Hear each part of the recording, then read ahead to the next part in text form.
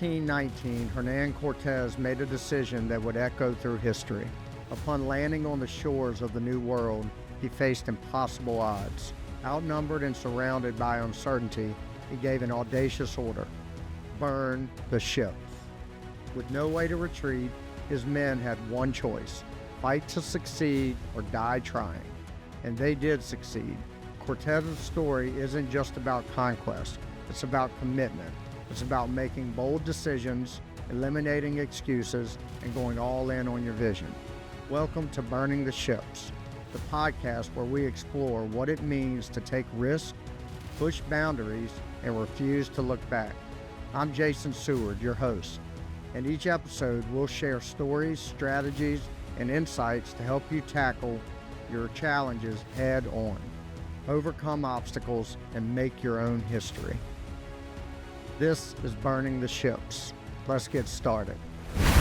Welcome to Burning the Ships Weekly Ramble, and I'm your host, Jason Seward. And today I'm going to do kind of a mid-year check-in on where I'm at with my personal and business goals.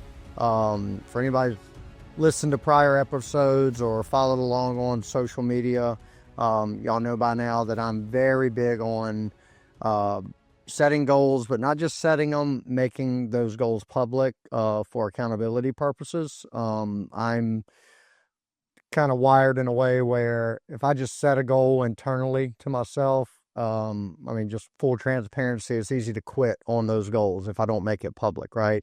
But I'm also wired in a way where if I make something public and I have people holding me accountable, even if it's just asking me how I'm tracking on a particular goal that I did make public or share with them, that ramps up my motivation to hit those goals way more. And the reason is kind of like as I continue to just search myself internally, like who I am, at the end of the day, I don't like disappointing people, right? So nobody outside of myself really cares if I hit any of these goals. I mean, the business ones, obviously my partners and, people on the team care about that, but the personal goals, nobody's impacted one way or the other, whether if I hit them or not. Right.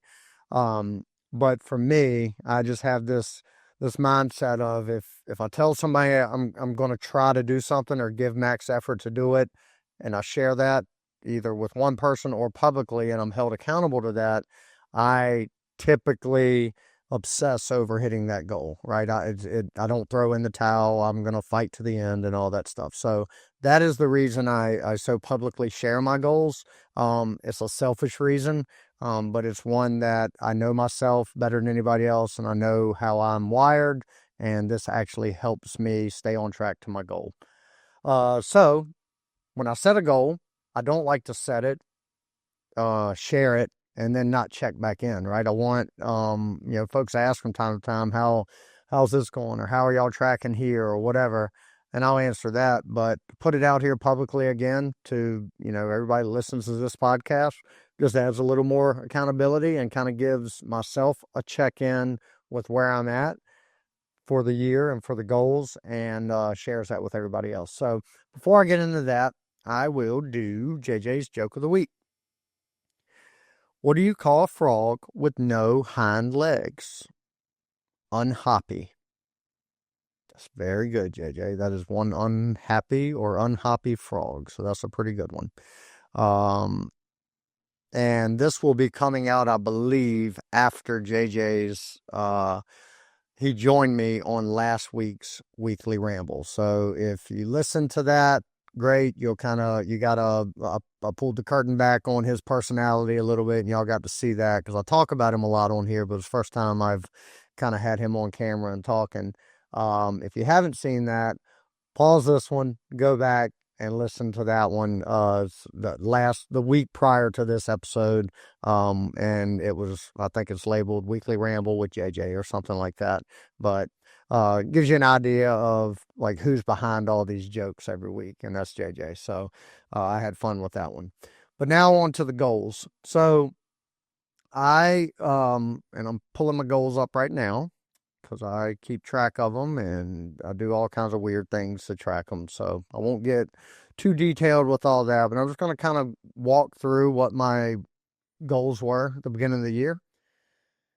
and then talk to you about where I'm at with all of them. So let's go here. And one thing, I don't make my goals, I don't set them lightly. I put a lot of thought into them. I try to make them big enough where like they feel unattainable when I set them. Because if they feel attainable, I mean, I know I can attain whatever goal I set, but if I set a goal and I think through it and I'm like, all right, I'm going to settle on that goal. If I have the mindset of absolutely no doubt I'll get there, then I didn't set it high enough. I want there to be some doubt with some of these goals. So some of these, I'm not on track for all of them. Some of them I've tapped out on, and I'll go over that in a minute as to why and whatnot. But I will start with the business goals. And the business goal this year, usually there's like 4 or 5 of them. We made it, and I'm specifically talking about our lending company, which is 608B Capital Funding. Has 99.9% of my focus right now when it comes to everyday working, in a business. Our real estate portfolio, we've been fortunate enough to set that up to be primarily passive. We oversee what's going on, but that's more, we have a pile of rentals, small apartments, bunch of rental houses, stuff like that. And we're still buying stuff. But that's the intent for that stuff is long term. It's just pay down the debt, let the renters pay the note on it, pay the debt on it. And 20 years from now, we have a lot of equity and good cash flow from this. So that is more of a longer term retirement play now. It wasn't always that way. It was intended to build a lot of cash flow, but we've shifted gears, and now we're primarily focused on the lending fund. So with our real estate holdings, like the rental houses and stuff like that, and the flips we have going on, because we always have a flip or two in the pipeline as well. We don't really set any goals around those, right? Maybe eventually once we get a little more able to disconnect from the lending fund in a way where we're not as actively involved in the day to day with that, we can shift our focus back to acquiring more property and doing so more strategically. But right now, we don't have any specific goals around that area. So with the fund, Bill and I, and Tim Blodgett, right at the end of last year, we sat down. December, Tim came up, and then we spent a couple days together just kind of brainstorming and mapping out what we wanted the next year to look like. And we had all these ideas, threw a bunch of stuff around, and after a lot of conversation, we just all agreed that we needed to simplify the goal to one metric that we would track all year.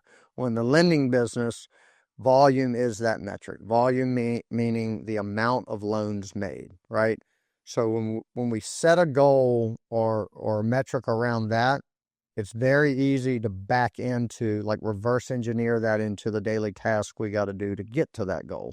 So our volume goal that we set at the end of last year for this year was to make $20 million in loans for all of 2025.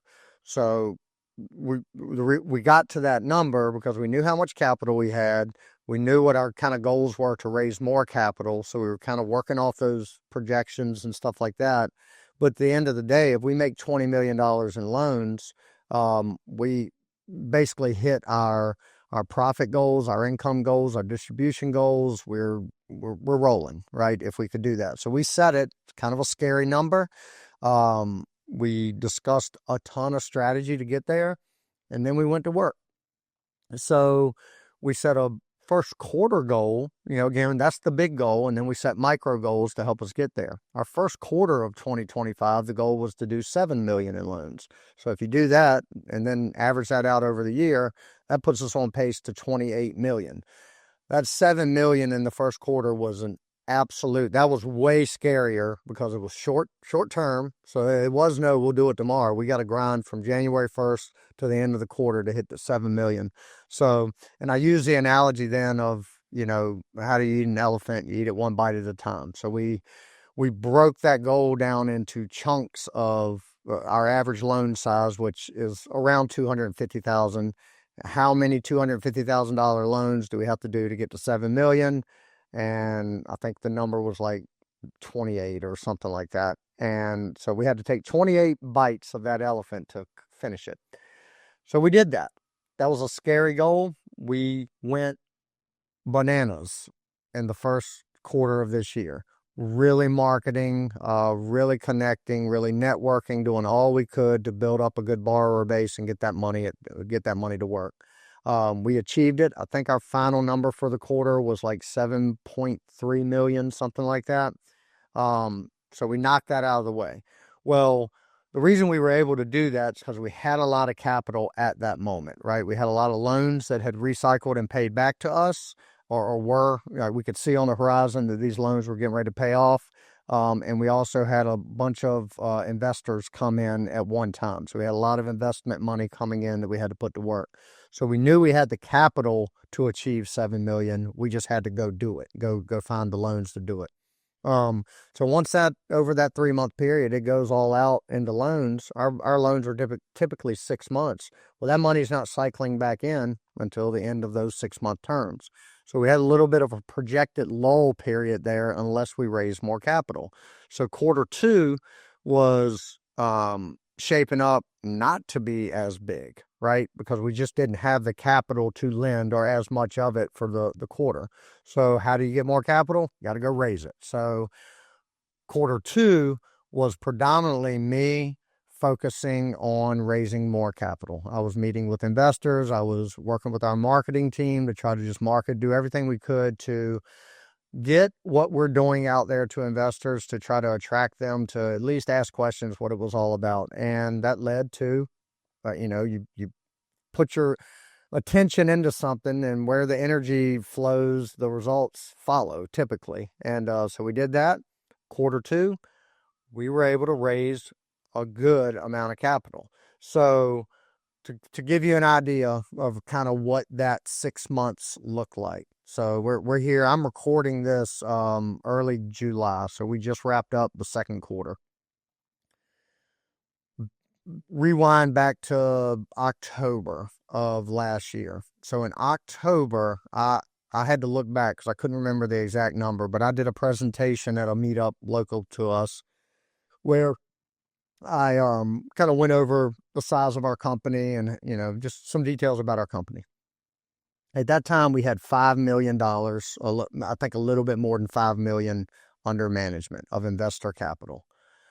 You can't, the way we do our loans, there's no way to make $20 million worth of loans with only $5 million in capital. So if we're making 6-month loans and we're cycling that money twice in a year, because we're making 2 loans in a year at 6-month terms, if you only got $5 million, I'll say only, that's a good amount. But if we have 5 million and we don't raise any more or have any more investments come in, and we cycle that 5 million twice in a year, that's only $10 million worth of loans. So we had to raise that investor capital to get to a point where we actually had the capital to make the 20 million in loans.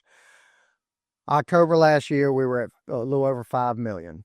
Fast forward to right now, we are over 15 million, with a few more getting ready to hit any day now, probably a little bit later this month. That should put us north of 16, pushing 17 million if everything lines up, and then quite a bit coming after that.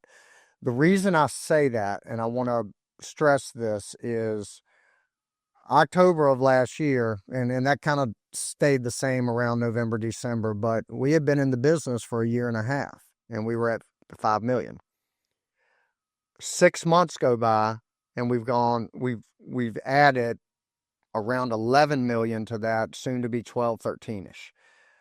So it kind of goes to what I talk about a lot, and you hear others talk about it, this patience, right? You've got to do the work. It's like a 2 to 3 year period where you're just grinding, you're planting seeds, you're doing all the mundane tasks and things to build something, and eventually it pops off.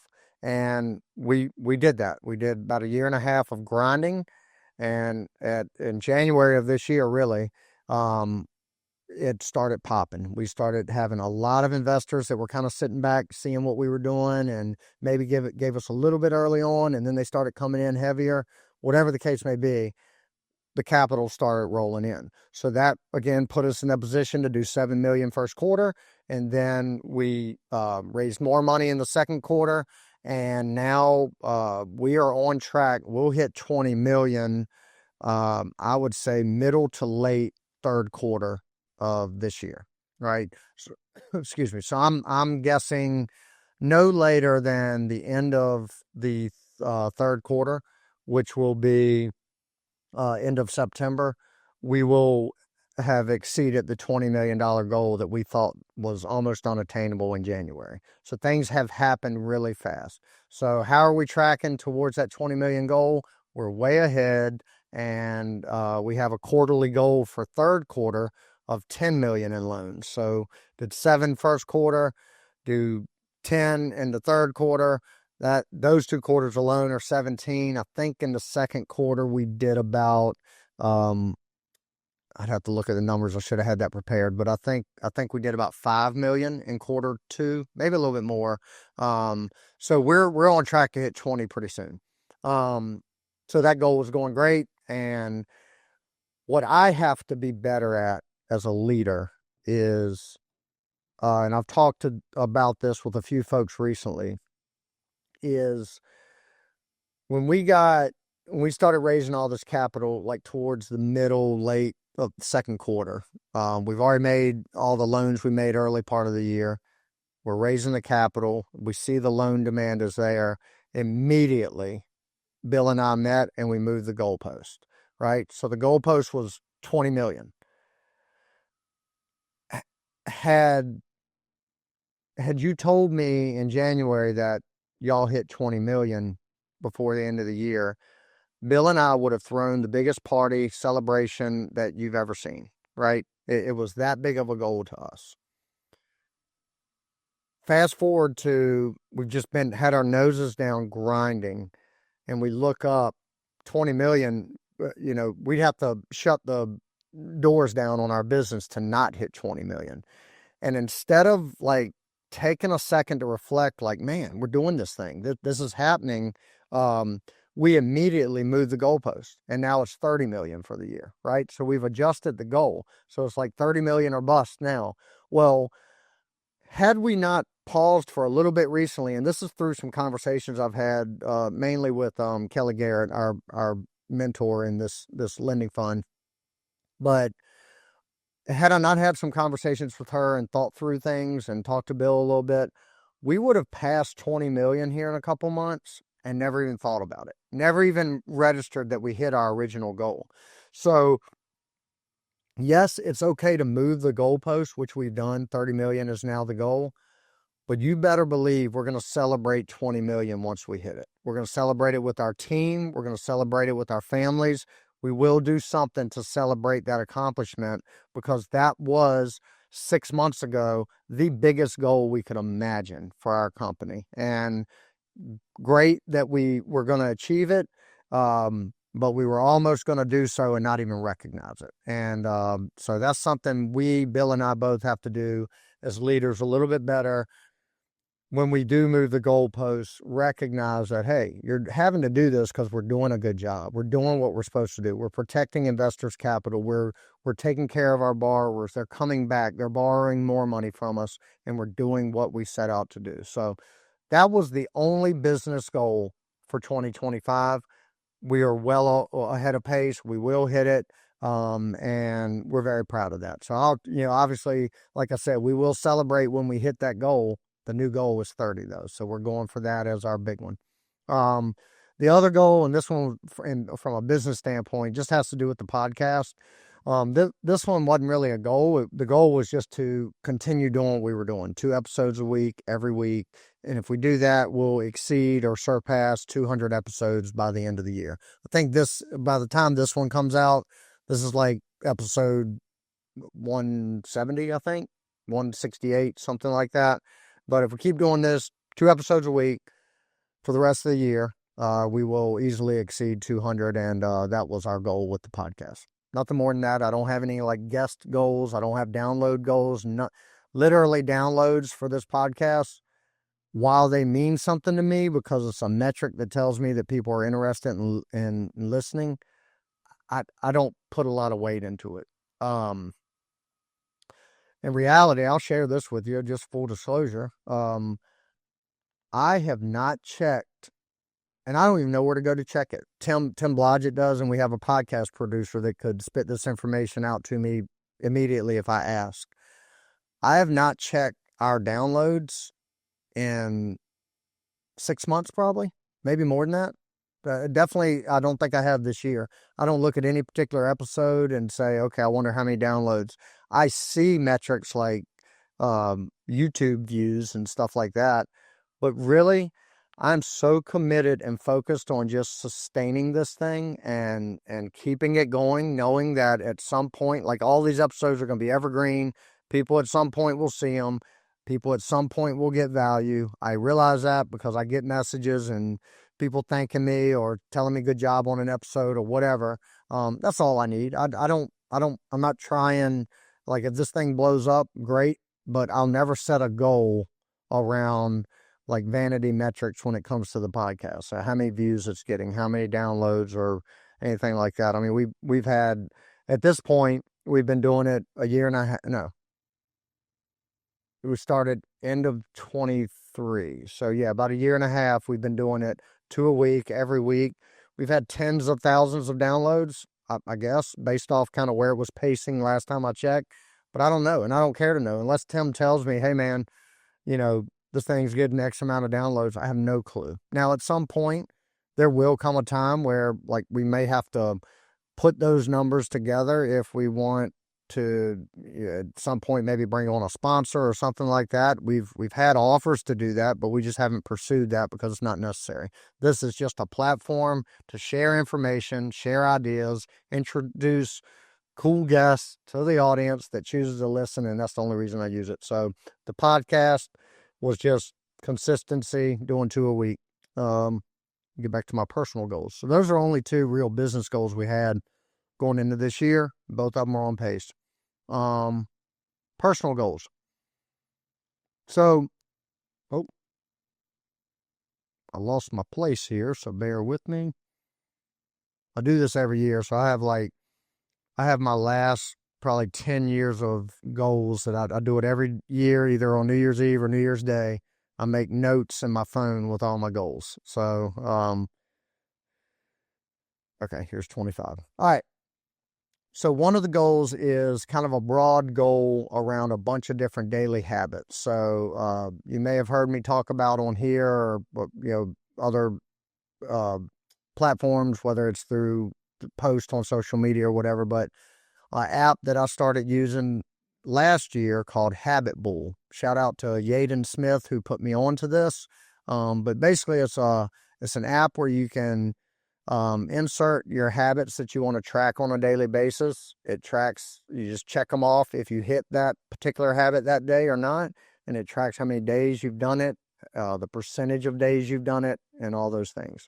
So at the beginning of the year, my goal was to be 80% successful for the year on all of the habits that I have in place. So those habits, and let me run through them. This is what they were at the beginning of the year. I've tweaked, beginning of the year. I've tweaked a couple of them because I've just shifted focus on what I want to do. So one of them was every day eat 170 grams of protein. To this day, every day, I track all my food in MyFitnessPal. I've done it forever. I take breaks here and there just because I get lazy, but for the most part, and this year I've been successful 99% of days. I've logged the majority of my food into MyFitnessPal. So I know how much protein I get every day. The goal is 170 grams a day. Drink a gallon of water, 120 ounces of water a day. That's another one. One was cold plunge. I wanted to hit 80% of the days of the year to do a cold plunge. I was doing great with that throughout the winter and kind of into the early spring when my pool was still cold. Once that warmed up, there's no cold water to get into other unless I actually do an ice bath inside. I don't have an actual cold plunge at my house. So I debated as things started warming up buying a cold plunge. Y'all have seen me for a couple years now in the winter doing these cold plunges. I'll probably still continue to do that in the winter months. I can't definitively say that. I know there's a lot of science that back up the positives from cold plunges, but I can't say that I directly feel them, right? The only thing I can say I directly feel is right after, like the few hours after I do them, I do get somewhat of a burst of energy. Now, a lot of the benefits they say that come from cold plunges you can't really see. So it's like internal stuff, and I just all above my head. But I'm the kind that I need to see and feel results from something for me to kind of really believe in it, right? And I'm not saying I doubt the cold plunges work. I know they work. Like the science, you can't deny that part of it, but I need to feel it and see it. And that's where it's easier for me to sustain something when I see it and feel it. So because of that, I opted not to buy another cold plunge. Now I could take cold showers. They're actually more brutal for me than a cold plunge, but I just stopped doing it. So I scratched that habit and I scratched that goal. So that one came off the list. Another one was no alcohol. And I'm not saying no alcohol ever. It's 80% of the time, 80% of the days of the year, I I'm not drinking alcohol. Now, the only exception, the days I don't count, are the days that like I'm on vacation. So in 2 weeks, I'm heading to Outer Banks for my family vacation. I'm gonna have a couple drinks pretty much every day with dinner or sitting on the beach or hanging out with Jake, my best friend. He'll be down there, and our wives, like we're gonna have some drinks. So those days I kind of throw to the side, but my normal routine days, only 80% of the time will I have alcohol. And that makes me be very, because of that goal and me sharing that goal, and I track it every day, it makes me be very calculated with what days I'm going to drink, right? I don't drink during the week at all. Like, unless, occasionally if I play golf one evening or something like that, I might have a beer or two. But if I have one beer or a sip of wine, I've got to count that as a day of drinking. So that was another goal. Be 80% good there. Another one is take my vitamins every day. Another one, so my vitamins, I'll share them. I've taken the same vitamins for years now.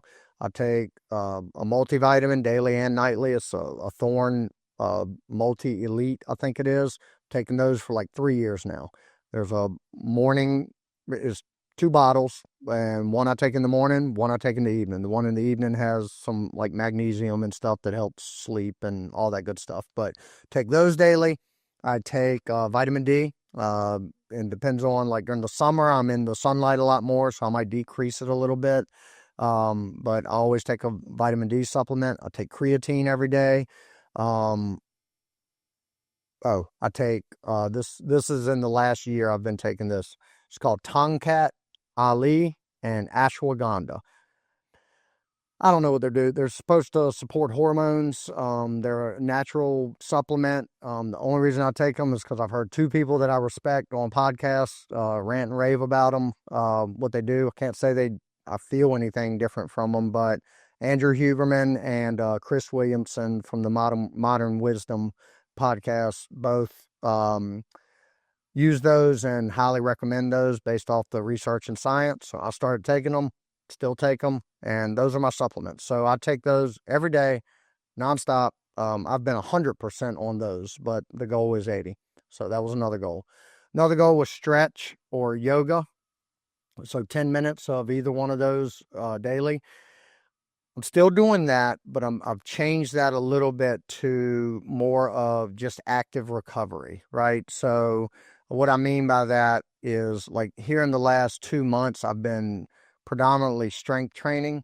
And so a lot of that, like a lot of the recovery I do for that is just active recovery. So it might be just like, some body weight stuff or just some stuff, doing movements. It could be a walk, it could be a ruck or something like that. Just something that is helping me recover from my hard lift sessions and stuff like that. So stretch, yoga / active recovery. Do that every day, 80% of the days. And then the last one was minimal processed or fast food. So minimal meaning very little. Like if I grab a few potato chips or French fries off JJ's plate or Emma's plate while they're eating, that's fine. But predominantly, it is minimal of that being majority of my diet throughout the day are whole foods, good foods, not processed, and things like that. So 80% good on that. So those are my daily habits. Now, I will go into my habits and share with you how I'm doing with all those, because I have not actually looked. So you'd think I'd be a little more prepared as I'm talking about these things. I log my habits every week, but when I look at them on a percentage basis, all right. Oh, the other one was to continue the workout streak. So that's a daily habit. But I'm going to go through my percentages here. Let me get in there. I apologize for the wait while I do this. I've done that.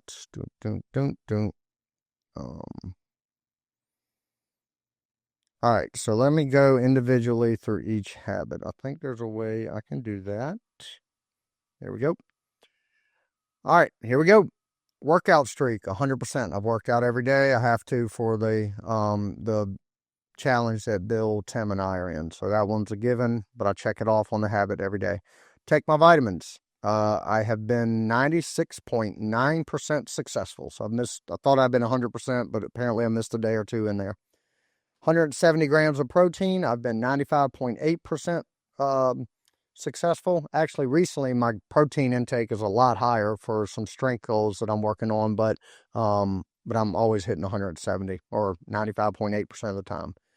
The 10 minutes of stretch, yoga, or active recovery, I'm 77.5% successful. 120 ounces of water, I'm 90.6% successful. The fast food and processed food, I am 75.3% successful. So I'm behind on that one. I'm about 5% behind the 80% goal. So that just means more days than I would like to. I have eaten either fast food or processed food. And then the no alcohol, I am 78.5% successful. So I'm almost at that 80% mark, where I don't drink alcohol, 80% of the days, and then 20% I do. Another thing I've changed with the alcohol is when I do drink now, like on a weekend, it's not that much. I mean, like all year, I've only had one night where I drank that I went overboard with it. And overboard being, I was intoxicated, basically. It's no other way to put it. And that was recently. I was at a real estate event out in Napa Valley. We're in wine country, and I went pretty hard one night, But other than that, I've been pretty successful with that. So, and again, like I said, the cold plunges, I stopped doing. I'm not doing them. I scratched that habit. That's a goal I'm not going to hit. And that's okay. All right, now moving on. I'm dragging this on, and I apologize that it's getting this long, but let me get through it. Okay, another goal that I had put down at the beginning of the year was strictly to sustain my body weight between 165 and 175 pounds the entire year. So take a little bit of time to kind of dig into this one a little bit, because that has changed recently for me, and on purpose. So I that weight range for years, the last several years, has been where I feel my best, right? That means if I'm under 175, I'm not gorging myself, I'm not eating, I'm not letting things get out of control. And if I'm over 165, I'm maintaining the muscle mass I want, all that stuff. So that's kind of always been my range, and I typically stay right in the middle of it, like at 170. Recently, I'll give a little context here. I know it's going to drag things out a little bit, but recently, my business partner, Bill, who you guys know very well now, he's had some injuries he's been working through. So prior to those injuries, he and I worked out together 4 days a week, probably. So all of our workouts were together, right? We were just, and we would, get in the gym and do various things, never with a structure or plan, but we were working out together pretty much every day for a couple years. Now he's getting old and injured all the time, and when he does work out, he he works out every day because we have the streak, but he's usually doing a burn boot camp with a bunch of women. So that's Bill's that's my little dig at Bill. He'll probably never listen to this, so he won't hear it, but I'm sure our marketing folks will make a cute little reel out of this, so we'll see. Anyway, Bill got injured, so now I'm working out on my own pretty much every day. And I started working out with some guys at my local gym that were doing heavier weight stuff, right? And I've never really lifted heavy, ever. I mean, maybe back in college a little bit, but it's always just been lifting just to get through a workout, some high intensity stuff. So I started lifting heavier with these guys, and I was stronger than I expected myself to be, right? Which was a nice surprise. My shoulders felt good, and I was like, all right. And I I was doing some heavier weight bench press, and kind of surprised myself that I was able to push. I was pushing way more than I thought I could. Long story short, I'm 43 years old. I was like, all right, I feel good. I'm not injured. Um, Everything feels nimble and strong. I'm going to take a shot at trying to bench press 315 pounds, one rep. I've never even been close to that. So that about 2 months ago, I made up my mind that I was going to go after it, but I didn't know how to program for that, right? I didn't know how to work out to achieve that type of goal. At the time, I, when I started, I haven't tried to max out, but I would have guessed based off how many reps I could get at like 225, 250. I was guessing my max bench press was around 275 pounds.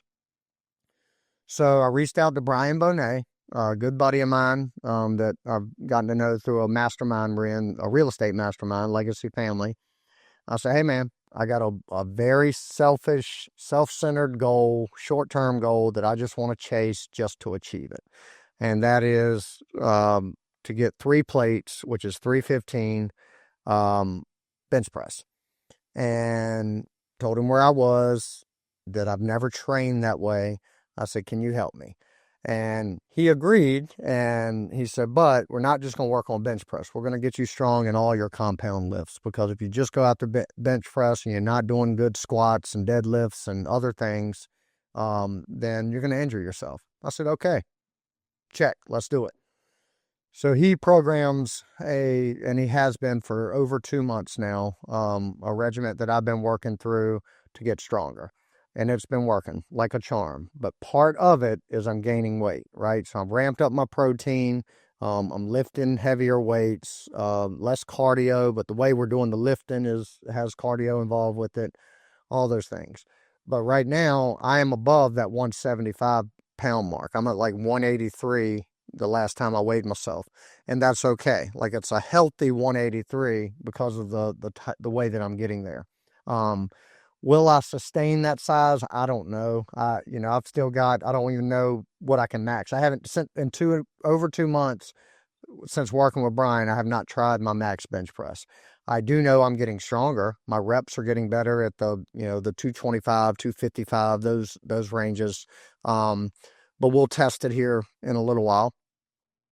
My deadlift's getting way stronger. My form's getting better. My squats, all that stuff's getting stronger. But again, I'm putting on some weight with that. So long way to say that goal of being under 175 and above 165, well, I'm definitely above 165, but I'm above 175, and that's okay. That was a goal that I was willing to compromise on. Let's see, a couple more goals. One was to lower my golf handicap to 10. All right. So give y'all a little bit of a snapshot of where that is. So I made that public. I've really committed to it. It's hard. The handicap system, for any golfers out there that understand it, good for you, because I still don't understand it. But I do track my handicap. I log all my scores, putts, all that stuff into an app I use. And the lowest I've gotten my handicap since making that goal was 13, like 13.8. But I've had like 3 terrible rounds here in my last 10 rounds. So that brings it back up. So right now I'm at like a 15. But that doesn't tell the whole story. So like I've been trying to play at least once a week, a lot of times twice a week. I joined a country club. I'm trying to get out there. I'm playing as much as I have time to play. I take the kids a lot and do that as well. So here are I'm going to go through my first 10 rounds of this year after I set this goal, and I'm going to go in order. And I keep my full score. There's no, like, I'm not doing mulligans or anything like that. This is my real scores. 96, 93, 102, 93, 90, 97, 95, 101, 94, 87. Those are my first 10 rounds of the year. Here are my last 10 rounds. 83, 88, 91, 88, 88, 85, 95, 101, 102. So my last 3 rounds, 95, oh, no, there's 88 in there as well. So my last 4 rounds were 95, 88, 101, 102. So those 3 higher scores there in my last 10, I just didn't have it those days, but I have been consistently, like I put up 1, 2, 3, 4, 5, 6 rounds of the last 10 were in the 80s. And prior to that, I didn't have it, or I had 1 out of 10 in the 80s. So I am improving, and I'm going to keep working on that as we get into the fall. So I've still got a ways to go, but I don't think 10 handicap is a stretch, and I'm going to keep grinding at that. Lastly, I've drugged this on way too long, and I apologize. But I had goals around dates and time with the family, right? Those goals are 1 month or 1 day a month, one-on-one date with each kid. So do something with JJ, do something with Emma every month. I've been consistent with that, and I think we've exceeded that, right? So, and Katie does the same thing. They do one-on-one. So usually, like if I'm taking Emma, she might take JJ, and vice versa. So that's an easy one. I spend so much time with my kids. It's not hard to do that, but what is hard is to get that one-on-one time. So I'm with them together a lot, with Katie and the kids a lot, but to get one of them one-on-one to go do a planned date where we go out and do whatever. And a lot of that here recently has been golf, right? I'll take JJ to play golf or Emma or something like that. But I've successfully done that. The other goal was to once a month do a date night with Katie. So we have done completed 6 months. Her and I have done, outside of the getaways we do, and I'll get into that goal in a minute, but outside of those, just random date nights, we've done 5 out of 6 months we've been able to do it. So we got to catch up a little bit there. The other goal was once a quarter, we would do a overnight getaway, whether it's a night or 2 nights, just drive somewhere, get away for a couple nights, and just her and I, no kids. We did that in February. We went to, gosh, I'm drawing a blank. Yeah, we've done it 3 times. So we did a little getaway in January for her birthday. Then in February, the Valentine's weekend, we got away then. And then in May, we got away for a weekend for our anniversary. So three times in the first 2 quarters, we were able to do a overnight getaway. And we'll continue to do that, and that goal won't be a problem. The other one was, we haven't done this in the last couple of years because we've been just so busy with the business and her working and me coaching and her coaching and the kids' sports and all these activities. But that is a longer trip away for just the 2 of us. We used to do that all the time. And we just, last 2 years, I think the last long trip Katie and I did together without the kids, long as in 5 nights or more. I think we went to St. Thomas in 2022. So we didn't do anything in 23, didn't do anything in 24, now it's 25.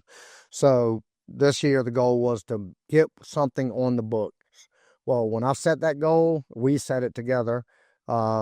We immediately booked a trip, and that trip's coming up next month. We're going to the Bahamas, staying in Nassau at the Hyatt Baha Mar, just us two, and we're going to have a week of just adult fun. Like, we're going to have a great time, and I'm excited about that.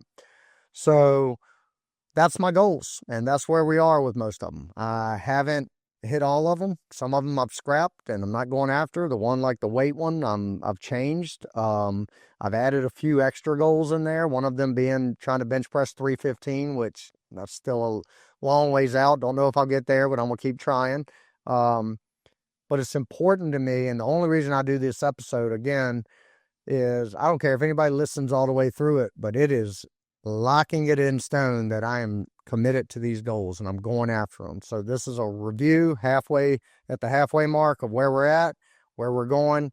And, my plan is to keep grinding and going after these things. So I'll do this once a year. Now, throughout the year, I'll make these micro goals. I keep doing that, and I didn't even share any of those, but the main ones are the ones I just went over. So far, so good. I'm proud. I'm happy of where everything is, especially the business one, and especially the commitment to the one with Katie and I, because that one gets hard.